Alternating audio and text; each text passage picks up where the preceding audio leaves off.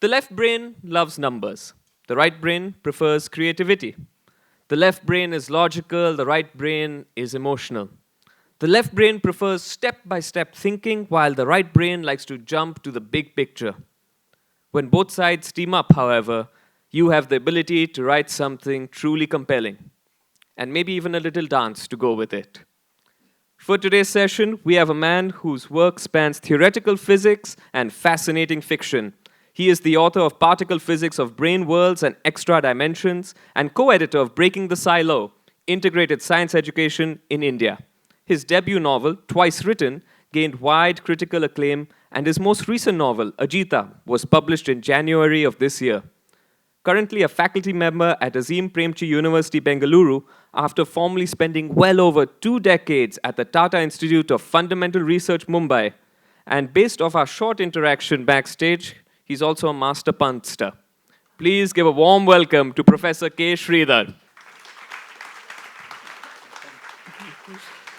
Joining him in conversation, she trained as an aerospace engineer at IIT Mumbai and Stanford University before swapping rockets for stories. Her debut novel, Milk Teeth, published in 2018, left a permanent mark, being extremely well received, even earning a long list spot for the JCB Prize and a shortlist nod for the Crossword Book Award. Her second novel, Real Life, came out earlier this year. Please put your hands together for Amrita Mahale. And our chair for this session is a computer scientist turned full-time writer. He's won several fellowships and awards for his writing, including the Outlook Picador Prize, the Newsweek Daily Beast Prize, the Wolfson College Press Fellowship, and more. He's written for publications like the Hindustan Times, the Washington Post, the New York Times, among others. Please welcome on stage Dilip D'Souza.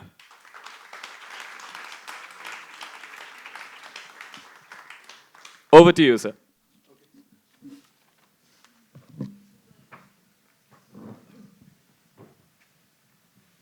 Wow, it's a full house. Um, Glad to see everyone here, glad to be up here, and I'm particularly glad on a personal note to have been introduced by a namesake of my son. I hope my son is somewhere in the audience. Also Sahir. On that note, welcome to Left Brain, Right Brain. I'm here with two admirable writers, really, Amrita Mahale and K. Sridhar. I should say right at the start that both these novels that we're going to be talking about today were thought-provoking, stimulating books in different ways, and I really mean that. So I encourage all of you, and I expect them to thank me for it, to go out and buy the books, and preferably several copies each of you. So thank me for that later. Okay. So the reason for this session and for this title is that both Amrita and Sridhar are, on the face of it, unlikely writers. Forgive me for saying so, but that applies to me too, you know. Amrita works, as you heard, in tech, and Sridhar is a physicist. And yet they've written books, and this is, in fact, Amrita's second book, and Sridhar's second book.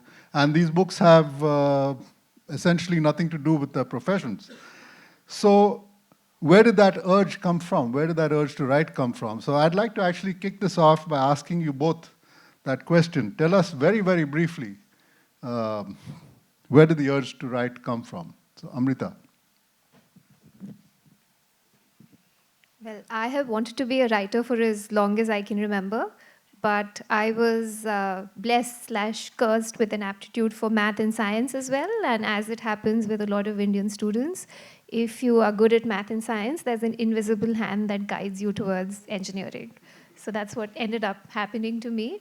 But I always wanted to write. It took me some time to find something that I wanted to say very deeply that felt important. And that's the urge that produced my first book and the second book as well. Sridhar? Hi, everyone. Yeah, I also wanted to write. I loved reading, so I wanted to write forever. I used to write. I mean, I think my earliest writings were very bad imitations of Enid Blyton. I remember his... Noddy or something No. else? Five find outers? Five find outers. Mystery of the stolen car. Something like that. Anyway, but it's true, when I got into physics, it was for quite some time very, very focused on physics, because after all, I had to make a career in it, and through the PhD and the postdoc years, and first few years, I would say, in Tata Institute, it was very focused on the kind of thing, and I loved it. I was doing particle physics, which I wanted to do always. But after writing so many papers in physics, and I felt that, if I want to express something that I felt very deeply, I want to write about the death of my mother, there was no place I had to express that. Not one of the several papers that I've written in physics gives me any scope to express that, which is a little different from the social sciences. As a sociologist, you can say, I want to reflect on my own story before. So working in the autobiographical is very common, at least today, in subjects like sociology. So there was that need kept building up. And so somewhere, and if I may add, sorry, I happened to go to Indian Institute of Science in Bangalore to give a talk, ran into Meenakshi Mukherjee there. I had a very nice conversation with her. And when I told her I want to write, there's a novel brewing in me, she said, just go ahead and do it. And when she said that, I think I took it seriously. Okay. Poor thing, I think she didn't probably want me to take it that seriously, but yeah, I did. Also, tell us very briefly, do you think your professions lent something to your writing? Could you have written your books if you had not chosen these particular fields? What I did not talk about is what I do now. I work in maternal and child health. I work as a technologist. I lead product and innovation at a nonprofit that works on reducing maternal and child mortality through tech-based solutions. What's common to all my writing, my 2 novels and a new short story that's out in an anthology that's being launched tomorrow, is a curiosity about the lives of women and the theme of women and work. So I think my work with women and children also fuels and feeds this deep curiosity. And real life is about, among other things, female friendship and the power of female friendship. And my work requires me to spend a lot of time meeting and learning more about women with backgrounds very different from my own. And something that's really struck me in the last many years of doing fieldwork is that very few women in this country, especially married women, are able to sustain friendship. And this happens for many reasons. It's mostly women who move after marriage. They often don't have phones. If they have phones, there are gatekeepers who control whom they speak to. But as a result, these young friendships from their childhood, their youth just dissipate.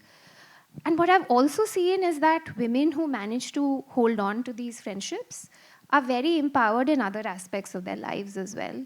And it's easy to argue that, okay, it takes a certain kind of courage, of a sense of agency to go against the grain and preserve these friendships. But to me, it's not very clear which is cause and which is effect. And our friends, show us different ways of being in the world. They show us different ways of taking up space, of challenging power. So these themes have been on my mind a lot because of my work. I started this work after I wrote Milk Teeth, so you won't see those themes in the first novel. But from this point on, it's very hard for me to separate my work life and my creative life, and they bleed into each other in good ways. What about you, Sridhar? Does your work inform your writing in some way? I think everything informs everything else. So I really actually don't subscribe to this left brain, right brain theory. And given that I'm 64 years old today, not today, but now. Otherwise we sing happy birthday. Yeah, I mean, getting a cake from the festival won't be such a bad idea. But, Please take note if the organizers. but at this age, I feel that, the right brain is numb and the left brain is number. So. Is that a pun? Number? Of course. It is, okay, good. You didn't get it. I got it. No, so, but one thing I feel, I didn't say this after my first novel, but after Ajita, I'm kind of very shamelessly saying that I write philosophical novels. So if I hadn't done physics, theoretical physics, my novels would have been a little affected by it. They would be affected, but only a little. But if I had not spent a good part of my life wasting time reading philosophy, I think I wouldn't have been able to write these novels. I like that you admit it's wasting your time. Yeah, it's as rigorous a method of wasting time as particle physics is. So. Also like that, you need a rigorous way of wasting time. Okay, I should tell you about Ajita that it's maybe you all know this, that it's a book in 26 chapters, and maybe you all know what's the first thing that comes to mind when I say 26. The letter of the alphabet, right? So each chapter leaves out one letter of the alphabet. So it says, chapter 17 is T or whatever the letter is. And so Sridhar has consciously left out the letters, and this is an old, mechanism, let's say, a group of French writers used many years ago. And what I would like to ask you, Sridhar, is, I should say, actually, the surprising thing for a reader is that you stop being conscious of this. And I think that's a tribute to the way Sridhar writes, that you don't realize that he's left out this letter. And at the beginning of the book, I started looking. I said, okay, he's left out E, so I want to look to see has he made a mistake, and he hasn't. But by the 4th, 5th chapter, I'd forgotten about checking like this. So I think that's a great thing. But why did you choose to do this, and do you think it influenced the story in any way? See, the burden of being a scientist and then trying to want to write novels is huge, because people don't take you seriously as a writer. So I wrote my first novel, I thought it was brilliant, but nobody else did. There were three and a half friends sitting in the audience who did. I should be fair to them, but nobody else did. So one publisher just tried to swindle me. I took it to our next publisher. That guy had a mental breakdown. The rights are with me. Someone wants to publish it, please do. You asked for a cake and you asked for a deal. Publishing rights. Okay, good. I'm from Bombay. Any chance you get to sell, sell. Okay. What was I saying? What was your question? Okay, quickly. Why did you choose to write this Oulipo method? So basically I wanted people to take me seriously the next time. So I said I'll do something much more difficult. And suddenly it all worked out for me because someone pressed a button and COVID happened. So I could confine myself to my room and do this crazy exercise. And what you said about I want people to take me seriously next time. So the origin story of real life is also somewhat similar. So Milk Teeth, which was my first novel, it took me a long time to get it published. I wrote to, I think, 15 or 20 different agents, and I was sure that, fame and glory and a big advance were all imminent, but none of that happened. I got a spate of rejections, and a consistent theme in the feedback I received from agents was that there is no plot, there's no story. And there were good things as well. They said, you're a good writer, you build a very strong sense of place, a very strong sense of community. But when you get that kind of language, it's the beginning of a reject. Yes, but there's always a but that's looming. And then I decided after, I think I got 3 really nasty rejections in the space of 1 hour. It was on Valentine's Day in 2018. And then I decided, okay, I'm done. I'm going to throw this novel aside, and my next novel will be a mystery. It'll be set in a fictional place, so they won't say I build a very strong sense. I also decided to take the positive feedback very seriously and do the opposite, which doesn't make very sense now in retrospect. I said none of the characters will have last names. The place will be fictional. This will be a mystery, a thriller. So real life is about the mysterious disappearance of a character, but it's not a conventional mystery. But it started off as a revenge novel, right? The second novel is often a revenge novel. Revenge novel. Okay. All right. And I'm glad you talked about the friendship because, I mean, that's really the at the bottom of the book, really, or the heart of the book is really this friendship, and particularly between the two women. And I know you spoke about it a little a few minutes ago, but I just want you to tell us again briefly, did you really set out to write a book about friendship, particularly between two women? And if so, again, you sort of answered this, but tell us why. I think what I can say now is that the book you set out to write is often not the book you end up with. And I started with this really stupid impulse to write a mystery, a fast-paced mystery. But I knew I wanted to explore, two very different ways of being a woman in the world. And female friendship is a way to explore that. And the two friends in the novel, Mansi and Tara, are very different from each other. Tara is a wildlife biologist. She studies wild dogs in the Himalayas. She is very headstrong. She is sure of herself. But she's also curious about the world and open to its possibilities. Her best friend is more caught up in people's expectations. She's much more conservative in her approach to life and her choices. She has very strong beliefs about how respectable women should live and behave. So it was very interesting for me to look at two different ways of being a woman in contemporary India. So it wasn't a novel about female friendship. It started off as a construct, but then as I started writing it, as these characters became more fleshed out, as their friendship became more fleshed out, before I knew it, it was the beating heart of the novel. But it happened over time. So the reason I wanted you to talk a little bit more about that is because, as I mentioned to you yesterday when we met, so what struck me about these two women was that one of them, Mansi, is, I use the word less invested, but I mean, it seemed to me that Tara had a more substantial view of Mansi as a person than Mansi did of Tara. And was that something that did it just come out organically, or You what do are you the have to say? first person to have said this. In fact, what a lot of readers have told me is the opposite, that it doesn't seem like they're equally invested in the friendship. And for those of you who haven't read the book, the novel starts with Tara vanishing without a trace. And her friend Mansi has gone to the mountains to make sense of what may have happened. And Mansi is reminiscing about their friendship.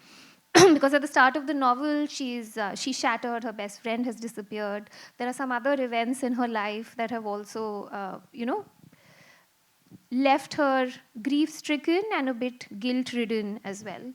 So because she talks about Tara a lot, I think a lot of readers have walked away with the impression that she's much more invested in the relationship. By the time we get to Tara's section, you get to see a lot more of Tara's inner life. And Mansi doesn't feature as prominently, but I had to make sure as a writer that even the few mentions that Mansi gets in Tara's section need to convey the depth of the friendship. So maybe that's what you responded to. Yeah, because I think she even talks to Bhaskar and says, don't talk about Mansi like that. This is the kind of person she is. You don't realize what a deep person she is. Something to that Yeah, effect. they're talking about AI, and Bhaskar is one of the characters in the novel. He's the main suspect in Tara's disappearance, and he's an AI researcher. And I think Tara tells him that women are much less likely to believe that AI has turned sentient. And he says, "Why do you say that?" And she says, "It's because women are used to feeling, imposter syndrome. So women need to believe that sounding intelligent and being intelligent may be two very different things, and you can apply that gaze to AI, and that's something that men probably don't want to confront." So it's in that context that she talks about how her friend Mansi was subjected to all these Turing tests in college, which came from personal experience. I went to IIT Bombay. I studied aerospace engineering. I was the only girl in a class of 40, and I was the department topper. But I heard, my classmates snigger behind me, behind my back all the time that, oh, like girls do well only because of hard work. And they're good at taking exams, they're good at studying for an exam. And the fundamentals of math and science are not really very strong. It's hard work, it's diligence. So that's So, not true. Just checking. I mean, it takes both. All right. You know what? We had a Zoom call about a week ago just to talk a little bit about what we do today. And one thing I posed to them was that I would ask each of them to, I use the word inhabit, but inhabit one of their characters for a short few minutes on stage here. Their choice, which character. And what I meant by inhabit is maybe they would act out something, or maybe they would just give you a sense of what it was like to look through that person's eyes, which I'm sure they did when they were writing. You become that character as you write, I imagine. And so just give us a sense of that. Then I thought that maybe by doing that, they would give us a sense of the book. So are you both ready for that? Are you game to do that? Lock kiya jaye. So how about Sridhar, you go first.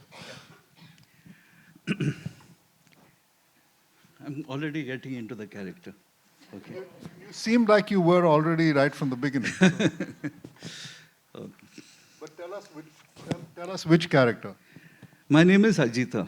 I'm a philosopher from about 2,500 years ago.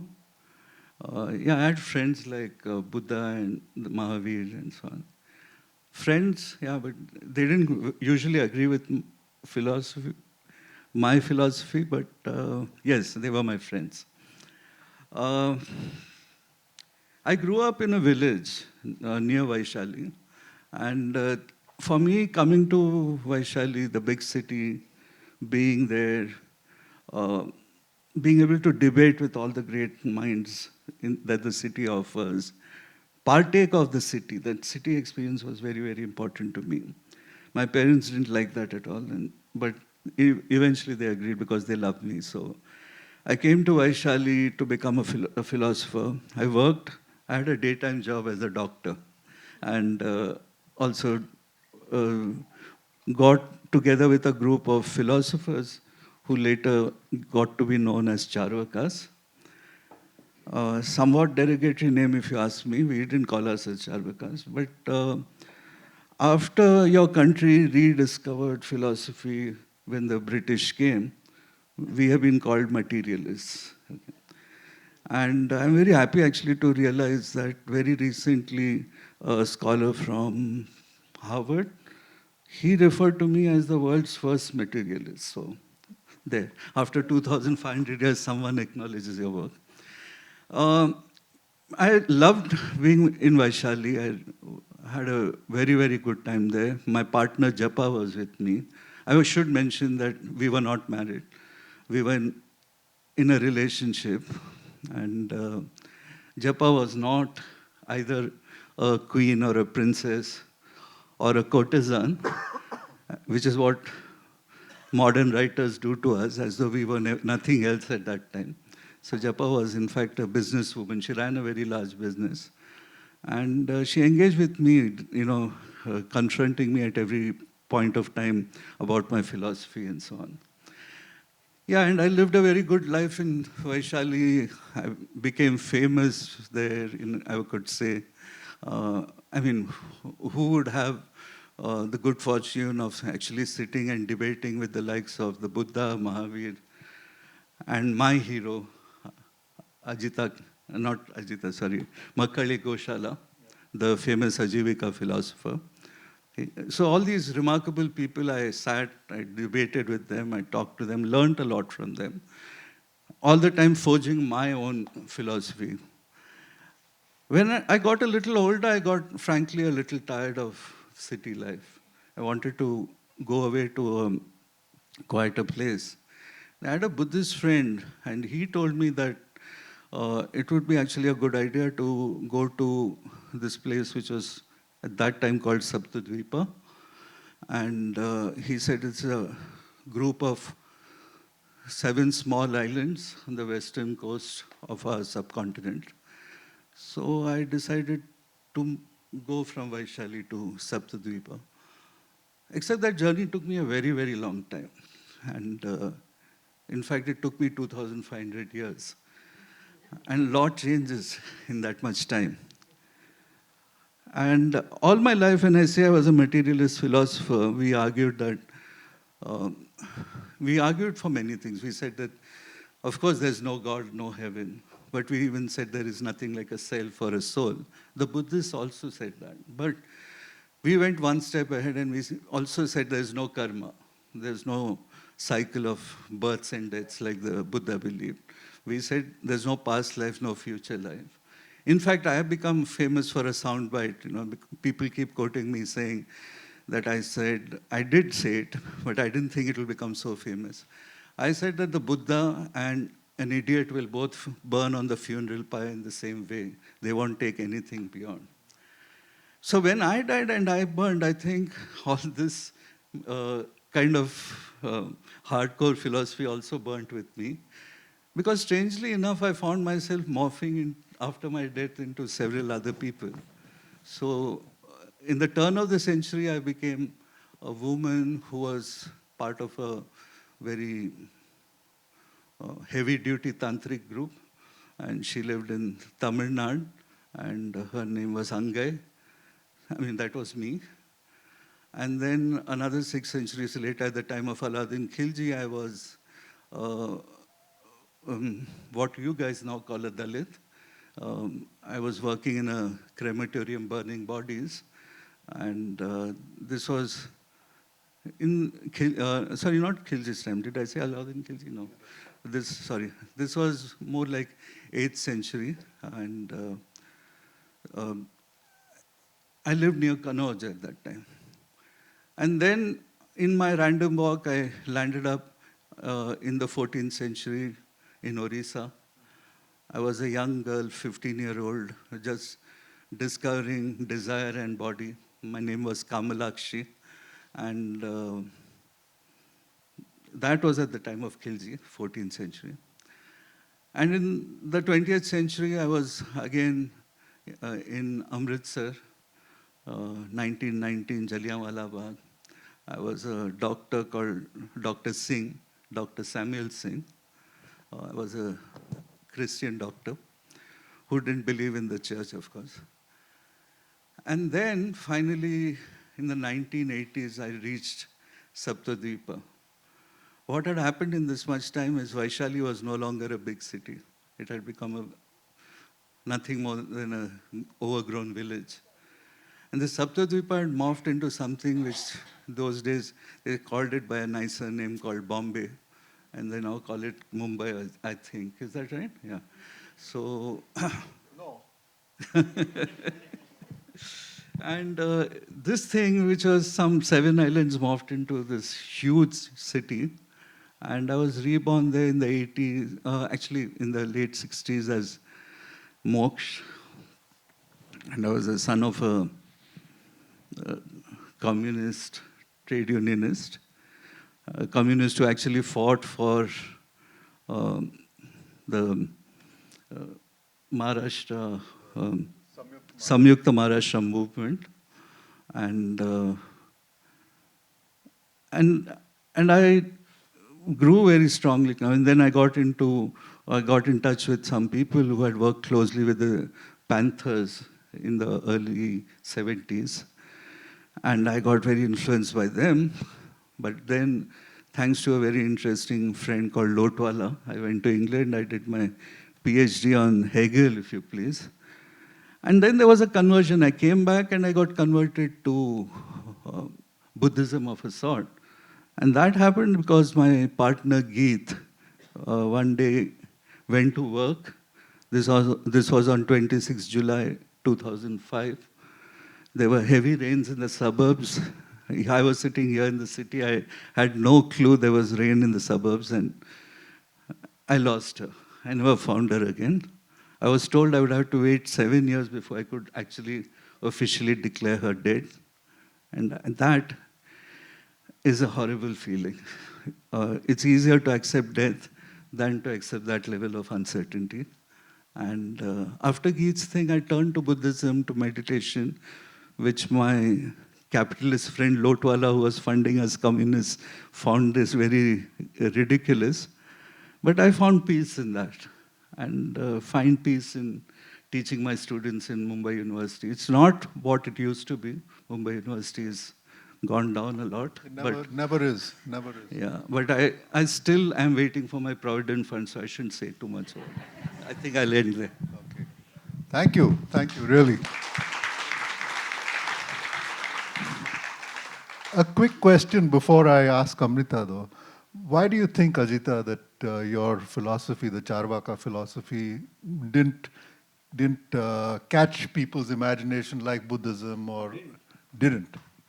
Actually, that's not true. In fact, to the degree, I mean, you don't see. When we actually, materialism we practice is of a very rigorous kind. We said that at an elementary level, using a language that you all are familiar with.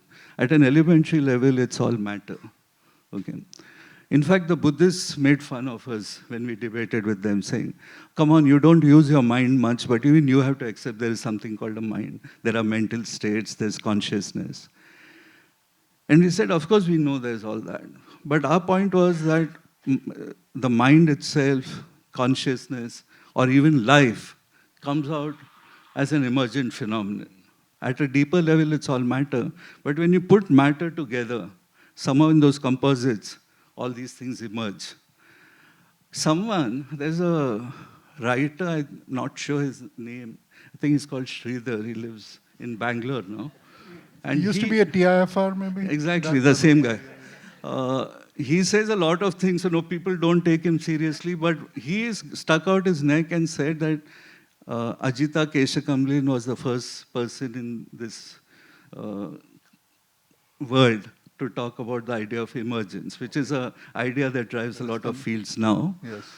Unfortunately, some people are misinterpreting it because, a lot of people claim a lot of things existed 2,500 years ago. Okay. But Sridhar is not that Sridhar is kind. not. I'll tell Sridhar you said that. Yeah. Okay. Yeah. Okay, thank you so much, Sridhar. Amrita, would you like to Yeah, first try of the all, same that was exercise? amazing. I really marvel at your ability to stay in character for so long. I was sure at some point you're slipping back. Each time you said I, I was afraid you were going to slip back into yourself. But kudos, really amazing. This is Ajita. He slipped back into Ajita. Yeah. Yeah, I am far less spontaneous. I will have one of my characters, Tara, talk about me and the similarities and differences between science and writing. Yeah. So Tara's going to talk about you, Amrita. Yes, that's right. But let's pretend there's a magic portal to get into the book, which passes through a scene from the book. So let me read, a few lines just to summon Tara. As sunset approaches, she decides to go for a walk. At this time of the year, the meadow is a speckled, many-colored carpet. The grass has gorged on the summer rain for months. The air is cool and perfumed. Wild ponies graze near the horizon, and just beyond them is a deep gorge. The meadow must be nearly 10,000 feet above sea level. But the sea is far away. It means nothing here. More salient is the fact that she is less than 100 feet from a gorge that spills into the Mahamaya. She walks to the edge of the gorge to peer in. The river tumbles in white cascades, flanked by tall pines. It's nearly a 200-foot drop to the river. She finds a rock to sit on and wraps her shawl around herself. The sun is setting, scratching raw welts into the sky's height. She is reminded of the glorious red of dhole coats. She does not study the dhole because it's a beautiful animal, but it surprises her that an animal this magnificent has not been studied and written about more extensively. Beauty galvanizes her wonder and curiosity.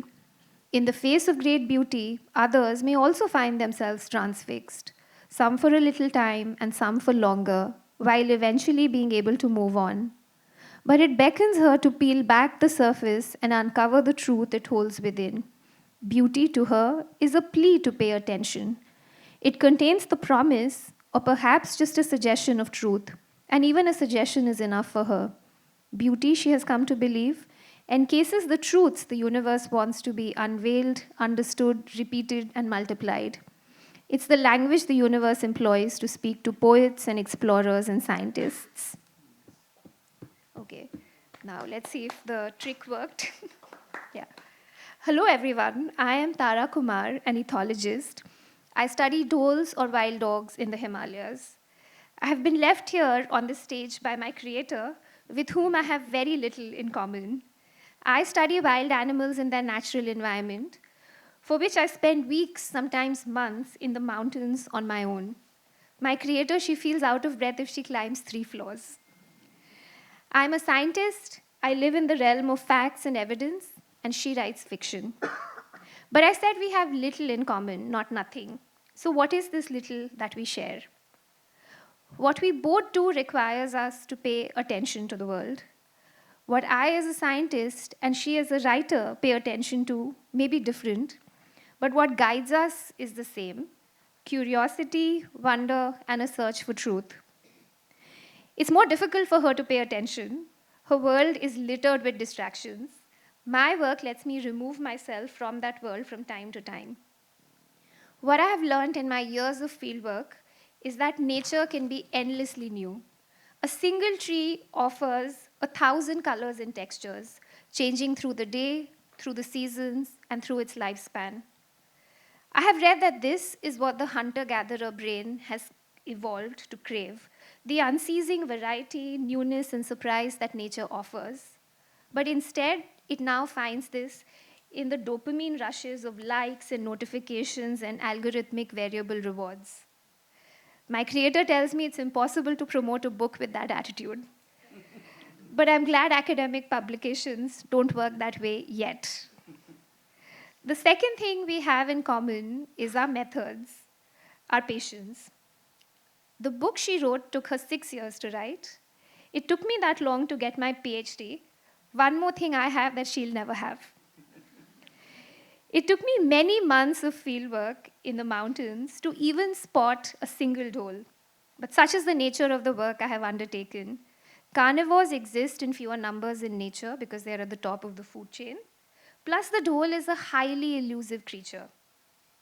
Instead, I had to look for what are called indirect signs of the presence of dholes, for track marks and scatological samples.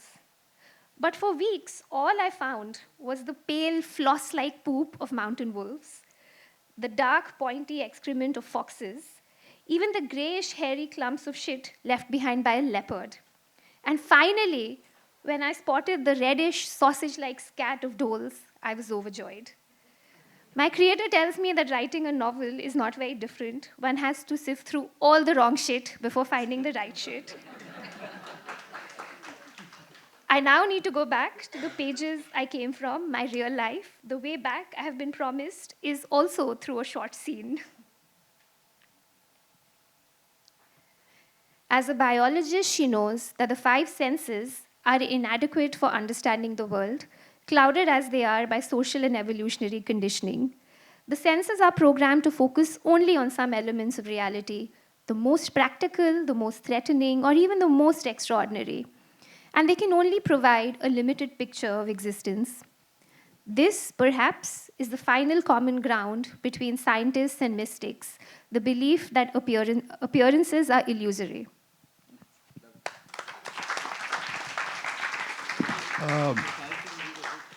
Yes, but I want a quick question again. You said that, Tara said that she and you, Amrita, one of the things you had in common was your search for truth. And then you said something right after that about littered with something, I'm forgetting. Distractions. Distractions. So I want to ask you, are both your lives also littered with untruths and that's why you're looking for truth? Yeah, no, I don't think so. I think I have a Is distraction another word for untruth? Yeah, that is true. I had never thought about it that way. I think distraction is nothing, right? It's not even an untruth that you can challenge, that you can invert. It's just nothing. And I feel like all of us, maybe not Sridhar, you seem like you can resist any distraction, but there are just so many moments of nothingness, right? Just empty provocations, social media. You have to get through. Yeah, that you have to get Okay. through. Thank you. Uh, round of applause for Tara. And Sridhar would like to end by reading a short passage. Already end? Well, we're going to ask the audience for questions, so we need a little time for that. Have they come prepared? Of course they have, every one of them. No using AI for questions. Use your mic, Sridhar. Sorry, I'm just trying to find the page. Yeah, okay. Which letter are you going to leave out? Actually, they can guess that. Okay.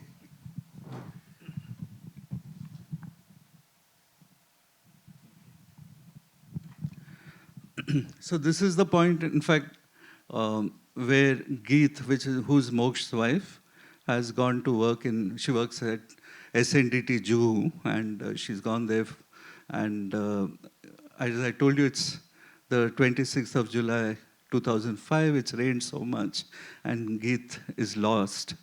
And Moksh has tried to reach out to her colleague's husband and doesn't have any news. And this is the point where we pick up the story. After disconnecting the call, Moksh moves to the balcony and sits on the large swing that hangs from the door frame. It is Geet's favorite spot in the house, where she spends every morning with her cup of tea listening to the birds chirping in the trees. Yeah, this is actually a description of Bombay, birds chirping in the trees. It's Laburnum Road near Gamdevi. Yeah. It is that time of the evening now when the day is giving way to darkness. And in that crepuscular haze of twilight, as Moksh lies back suspended in mid-air, he realizes that he is simultaneously occupying three boundaries: between the day and the night, between the earth and the sky, and between the inside and the outside. On the threshold, the limen, the domain of liminality. It is the failing light that often reveals the invisible, and it now becomes apparent to Moksh that there is also a fourth boundary that is staring at him in the face, the one between life and death. This is the boundary that brings out most sharply the slippery character of Hermes, the messenger of Zeus, who is the god of the liminal, the lord of all boundaries, including the one between life and death. It is a boundary that is replete with deceit and illusion. But then Hermes is also the guide to the wayfarer, bidding him to take a turn, a hermeneutic turn, so as to be able to delve deeper into domains that are liminal.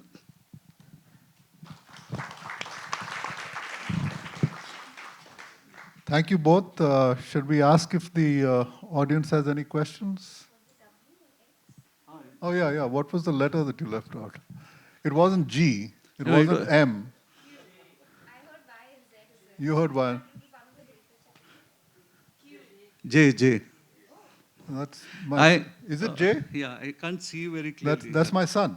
Oh, okay. Sahir. Yes. Yeah, J, and I struggled with it a bit. I mean, people say, oh, A and E is difficult. J is simple. It is. But, where did she work? She worked in SNDT. Where is SNDT? Juhu. Right? So how do I avoid Juhu? Uhu. Okay. How about, does anyone have any questions? This hand up there that I saw first. Can we get her a mic? Can you take this one? Oh, you have a mic? Okay.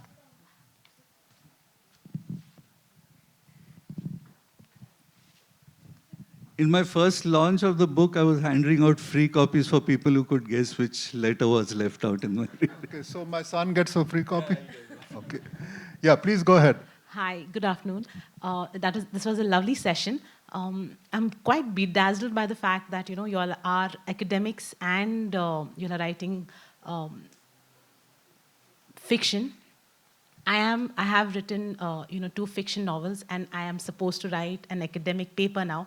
I find it really difficult to switch between the creative side to writing academic, which is highly uncreative. So how do you do that? How do you switch? And how do you maintain your careers and yet your passions? For me, it's very easy. Sorry, I'm taking it first. For me, it's very easy because I work in a subject called particle physics. So I don't actually, I talk about fiction of two kinds, academic fiction and non-academic fiction. Non-academic fiction is this novel. Academic fiction is what TIFR paid me money for.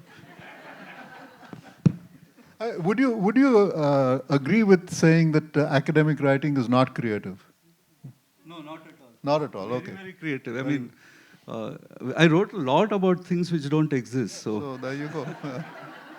Amrita, would you like to answer that? Yeah, no more pragmatic answer. Yes, it is difficult. The only writing, I'm not an academic, but the only writing I do over the week is emails and documents and product requirement documents in particular. So it's very hard for me to, switch gears. I have a set of writing rituals, and I usually start every writing session with a cup of cold coffee. And now, I mean, I've cut down on sugar because in the last 5 years, there's a lot of truth that's come out about sugar. But before that, I used to make myself a cold coffee, but calling it a cold coffee was a stretch. It was more like a coffee milkshake. Lots of milk, lots of sugar, a little bit of coffee in there. So that particular flavor, even the act of making the coffee almost told my brain to switch gears. Now it's still a cold coffee, but a less sweet cold coffee. So maybe you need to create a set of rituals for yourself to, just activate a different pathway in your brain. If there's a way you can bring your two worlds together, that would be even better. But if not, then maybe explore this. Okay, I saw a hand back there, maybe that, yeah. Wonderful session. I really appreciated the description of the novels. I just have 3 questions that are bundled into one. Is the left brain, right brain concept similar to the Master Emissary by Ian McGilchrist, his book? Secondly, I saw a bridge between philosophy and spirituality in both of you, more philosophy in Sridhar and more spirituality in Amrita, for switching into the left brain, right brain side of things. You left me out for some reason. Am I correct about that? And secondly, it's a marketplace of ideas. So, like, how did you guys find your edge?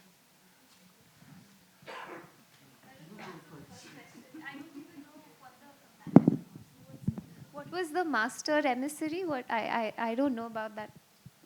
The book or the construct. Do you know?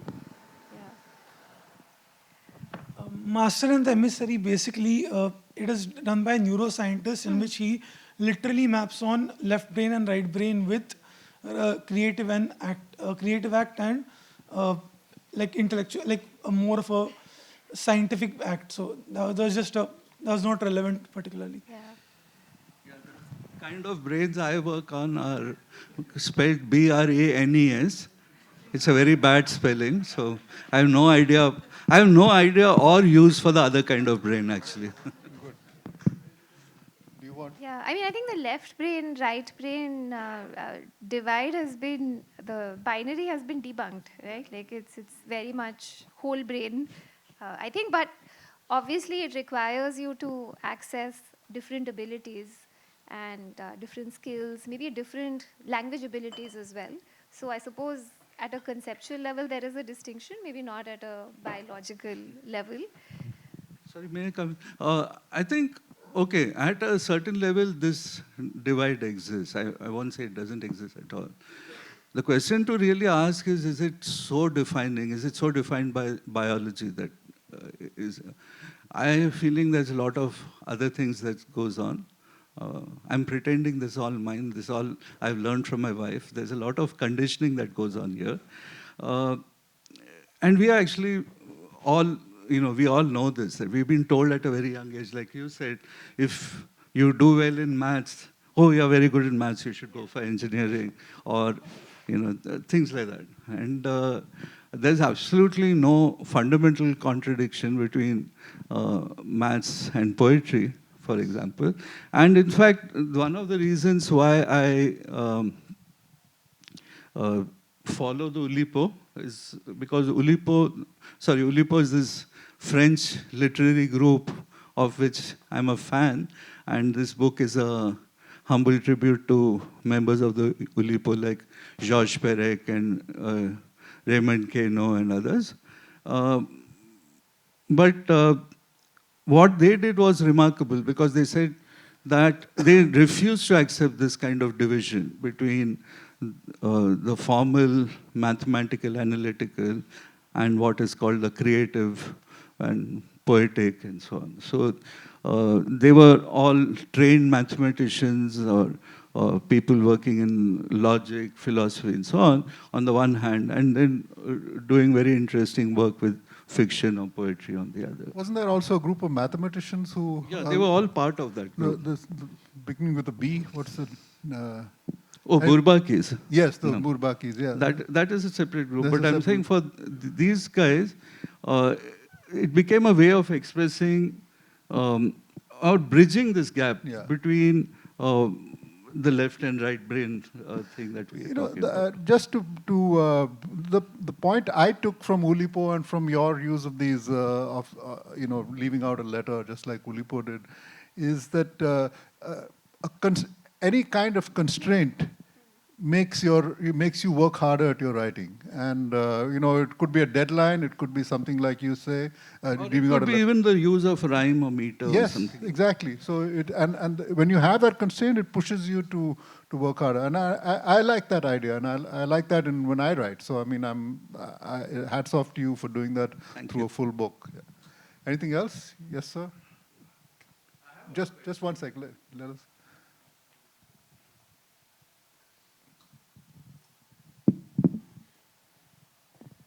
Yeah, amongst the three characters you talk about, Ajita, Moksh, and Sridhar, which character takes himself the most seriously? Which character? Takes himself the most seriously. Good one. Moksh does. Moksh is... Actually, people who are close to me, like my wife and daughter particularly, they tell me that I'm very fake because when I sit on stage like this and you give me a crowd and then I'm this happy, cheerful person regaling people with jokes and so on. This book is a very, very dark book, I must warn you. Because I was writing a chapter and reading it out to my wife, and at some point, and it was also very dark then because of COVID and stuff. At one point she said, what the hell are you doing? In every chapter you're killing someone. What is going on? In one chapter I did, but I killed 2 people. Okay, so... Moksh is gone through several deaths in his life, and he's a very, very dark person, but he takes himself seriously because of that. Sridhar is a Gemini like you, so he pretends to not take himself seriously, but takes himself very, very seriously. And people who offend him know that, actually.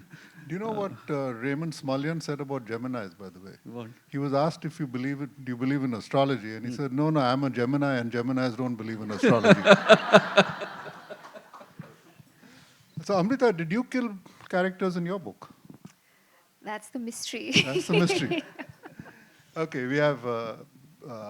I'm sorry, I saw Bittu's hand first, so you can... So, in my personal experience, I've found that scientists are probably the best fiction writers I have ever met. And that's not a compliment. What on earth is it then? It sounds like a compliment. It is the painful truth that working with, let's say, the Ministry of Environment, I've seen scientists with degrees that go from here to Bandra writing untruths that sound like science, because they've been instructed to write that way. Now that in itself takes a lot of creativity. Because the truth is that, I mean, when you're saying that I'll take this phone and drop it, it'll go up to the roof, it requires creativity. And honestly, quite honestly, when people speak about science, it's almost like God, that everything scientific is so true. We don't know the first or the last thing about the way this planet functions. And I really feel that many of the people who've written fiction, who've written about the world tomorrow, I don't know if you've seen Waterworld, the film, but basically I'm just saying this, that how can science be so damn sure? And how many gaps are filled by fiction? I'm an engineer, not a scientist. No, I mean, I fully agree with you, Bitu. I think arrogance is one thing that's the undoing of science. It's even worse than that. It's not that science talks authoritatively only about science. Science talks authoritatively about everything else.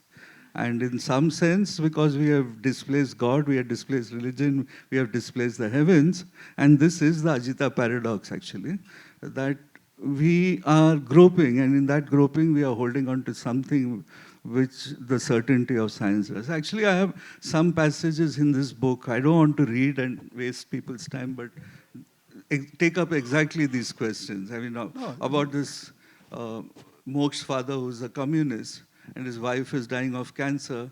In that last moment when doctors have given up all hope, he goes to some Baba who's giving him some jadi booty, and he's willing to try it out. And his wife, who's actually a believer, says, no, I don't want to. And it's how human beings' love for each other starts expressing itself at some time, that you're willing to give up on what you hold as very sacred.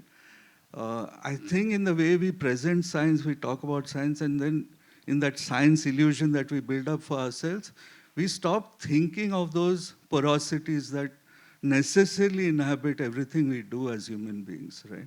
And like these big questions that you're talking about, I do the kind of science which is very fundamental. And because it's fundamental, it's quote unquote also very simple. Okay, where very simple ideas of atomism works. And we know today that very simple, I mean, one thing if we know that our ignorance of issues, the kind of issues you deal with, are because of the fact that atomism does not work there. It is a very, very complex system, and things, interconnectedness is a very fundamental principle. So these are two things which are completely in opposition to each other. Hopefully we'll make progress, hopefully we'll learn, but that humility has to be there. Right? I completely agree with you. No, and even though it's not science, I also want to talk about the the dogma of data, and how we as a society have often come to value data over any other form of evidence. And same thing that you said, right? Data can also be subjective. Interpreting data is also a form of fiction. Yeah, it is subjective. It's no pattern is 100% foolproof. So there's a lot of fiction even in looking at data, collecting data, looking at data, interpreting data. And in a lot of aspects of our lives, we've come to rely blindly on data. So that's also something I sometimes am concerned about. We've got 2 minutes left. I can read the monitor, but can we just have the one last question and then... Thank you. I'll be brief. Not a question, but for Sridhar, I have read the book in great detail. And today in your presentation, I felt that when I read it, but it came out even more so in your presentation, which is that Ajita is a materialist in that way, and that after death there is nothing. That's what he says. Yeah. Ajita maintains that. And yet when you were playing Ajita, you said, and then in the 14th century, I came almost like Mahavishnu coming down. Yeah. I came back to earth in the 14th century as so-and-so, and in the 19th century as so-and-so. Yeah. In a way suggesting that ideas, Ajita may have gone, but his ideas have come in different forms. I mean, I read it like that. Right. But it seemed to me that your style there was not really Ajita style. It was more a Buddhist, or even, there were shades, the way metaphorically you were not being Ajita. No, yeah, exactly. So when you start from Ajita, you start from that position. And when you come to Moksha, it has flipped. So when you join the two, that's why I call this a Mobius strip, which is this mathematical thing where you twist and join, and that's a very interesting figure, which is a one-sided figure. So this book is actually wrapping it up on itself like a Mobius strip. So if I start talking about the book from the Ajita end, it's materialism. And if I start talking about it from the Moksha end, it's spiritualism. So in that sense, it's kind meet. of, yeah. Okay, well, Because in the penultimate chapter, Ajita dies, and the last thing he says is, "This is it. This is over. I mean, there's nothing else." And then in the final chapter, Moksha is basically saying that he's Ajita reborn. Okay. thank you so much. Thank you all for listening. Thank you, Sridhar and Amrita, for this. Thank you. Over to you. Do we have time for a small dance or no? A huge thank you to Sridhar, Amrita, and Dilip for that fascinating and very fun session.